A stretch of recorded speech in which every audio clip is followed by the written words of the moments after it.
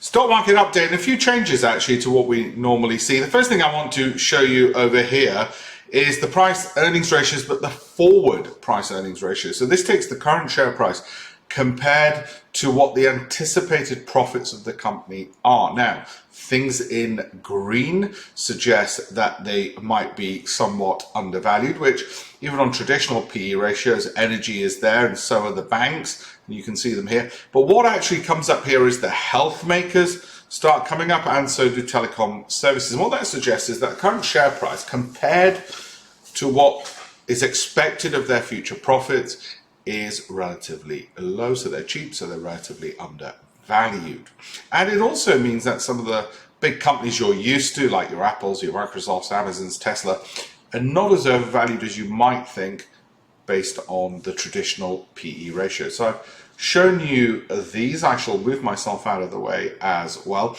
Now remember, as we go through this stock market update, well, first of all, have a look at alpeshpatel.com/links, won't you?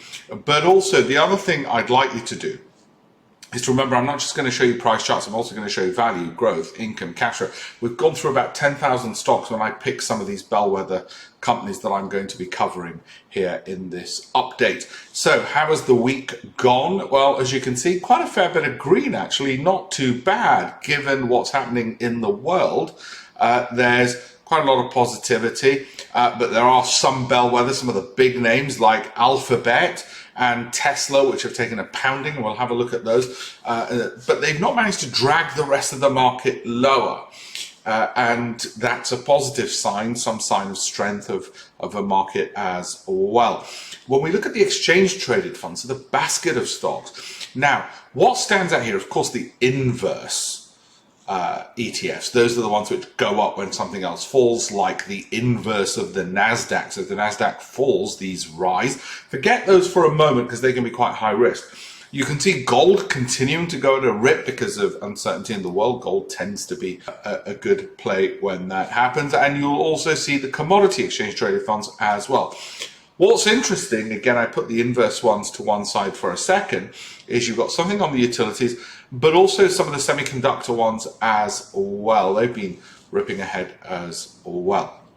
Now, markets year to date, as I said, we peaked with the NASDAQ at about 44%. We're now down to just 31% up, and that downward trend in place. We'll have a look at that in more detail. All of these just crowding around the S&P up 9, which isn't too bad. Now, those on my Great Investments program have managed, because they've been on in a timely manner, have managed in some cases with NASDAQ rich stocks be up about 100% on their pensions. However, even those with just more of the S&P 500 and got in an earlier time have managed to get 30-40% on their pensions. However, since then, with the downward market, of course the picks have been harder, and it's my job to help them navigate through those, which I've been doing for new students, and that means going through all of this. And I think what we're seeing now is more people coming to us saying, well, okay, now it's harder, I think I need help. You know, when everything's rising, everybody's doing well. It's just a question of how much money are you making. Now it's become a question of, are you making money at all? And that's why, and that's when it also becomes incredibly important to be looking for your 15 to 40 stocks in your portfolio, which tick every single box. So I have all these green lines over here, and that's why we do it that way. This is the time when the tide goes out that people realize just how important it is to have that systematic approach, and that's what I'm about. So coming back to all of those things, let's look at the S&P 500 and where are we on that. Now I want to zoom into this because we've continued to get that downward channel. There's that downward channel in this, and just so you can see my gestures more importantly, and it's fallen below the bottom of that support. Now this is important, as well as of course geopolitics and macroeconomics. And what's particularly important about this is it's now that bottom line, when a price falls below a support, that then becomes a resistance. And what you can see if I zoom in, and if you're on YouTube or my Telegram channel, you might be able to see this better than if you're just on TikTok. What you can see over there is that the market now, in trying to move up, is having some difficulty. So don't be fooled, basically, is the bottom line, by market moves upwards, they may not last. So I'm a little bit apprehensive and cautious. This still has quite a bit to go before it starts doing this. And this is the monthly MACD, which is a measure of momentum. I don't use it the way the textbooks do. And the idea is it will eventually go in this direction, but there's still a bit of time and too much uncertainty in the markets to certainly be bullish. Now, as I've said with the FTSE 100, we're still looking at this continuing to fall. I'm not going to go and advise you and say go short the FTSE 100, but that would be my preferred trade.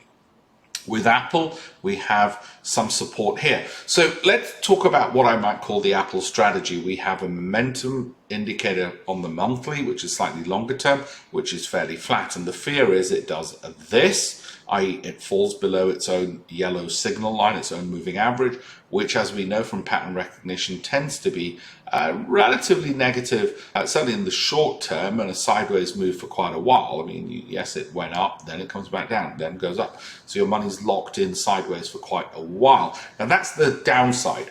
So we've got to make several decisions. Would we buy? Well, I'm not looking to buy at the moment. Would I sell? I'm not so risk averse to sell my Apple holdings. So the issue then becomes I hold. Let's call that the Apple strategy, okay?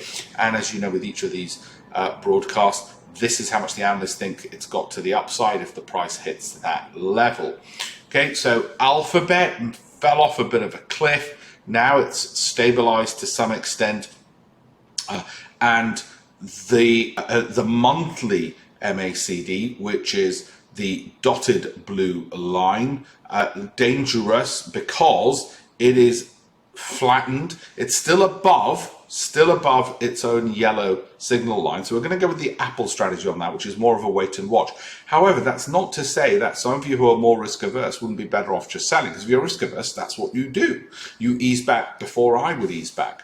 Okay, and if you're more risk loving, my God, you'd start buying. I'm not looking to buy at the moment, and you can see, and I've said that before, and you can see why. Because now, if I was looking to buy, I could get in at 121, whereas before I would have been getting at 145, and that, yeah, that's quite a big difference over there. Okay, so for me, it's still the Apple strategy with Alphabet, and the analysts certainly think there's a 23% to the upside. What about Microsoft then? Again, very much an Apple strategy for the same reasons of what's happening with momentum. This is actually flattening out nicely, and hopefully we'll do this, and this will do this, and the market will go in that direction. We get something of what some people talk about a year-end rally. I'm not so sure, but yeah, that's, of all the stocks I can think of, it's probably the right balance of risk and safety for me. Would I buy more right now? No, not with the market headwinds. So it's still a hold for me, Apple strategy with that, okay?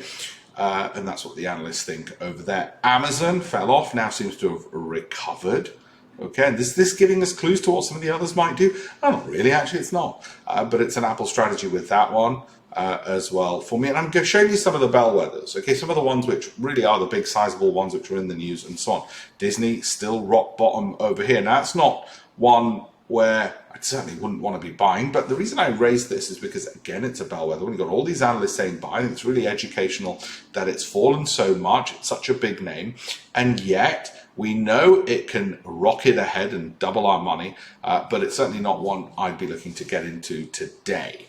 Still wait and watch on that one. Nvidia, same story as ever. So watch my previous broadcast on what the strategy with Nvidia is. Okay, if it drops a certain percent, I would exit a certain percent, and that depends on how risk averse you are. If you're very risk averse, if it drops 10%, you'll sell 100%.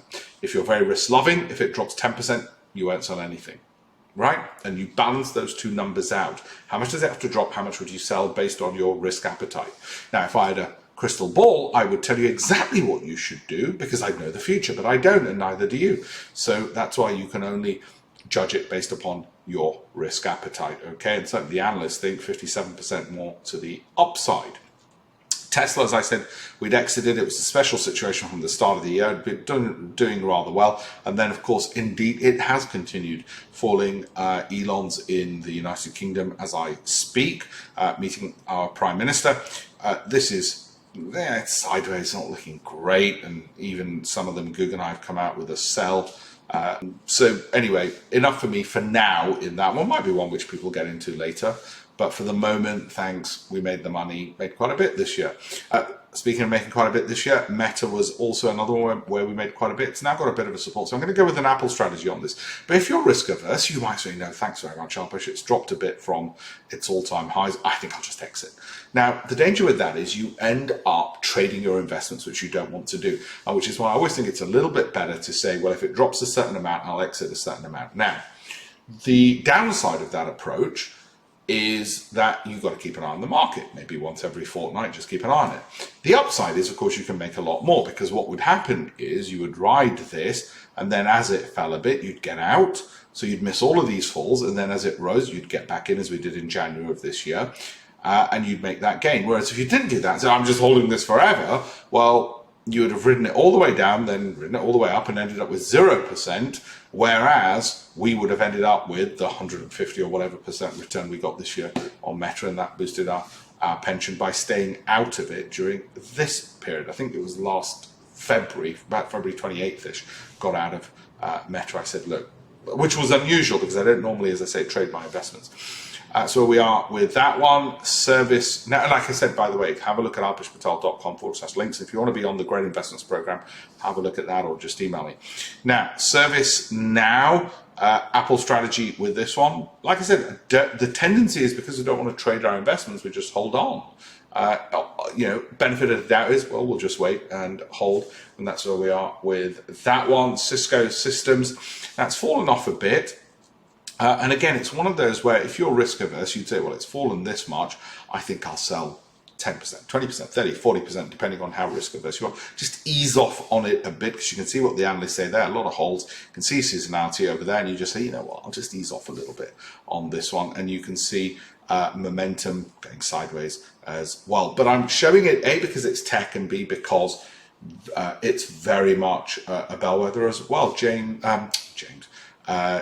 Chambers, their former chairman, was in India last week.